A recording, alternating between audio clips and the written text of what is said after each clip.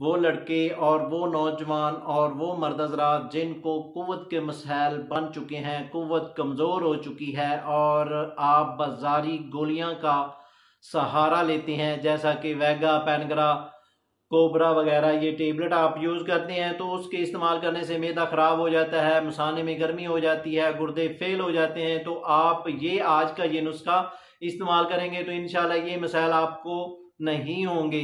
तो भी वो चलते हैं इसके फार्मूले की जानब। तो आपने ऐसा करना है, अक्कर करा आपने लेना है 10 ग्राम, ज़ाफ़रान कश्मीरी ये लेंगे 5 ग्राम, और साथ में अजवैन खुरासानी ये लेंगे 10 ग्राम, और जुंद बदस्तर ये लेंगे 10 ग्राम।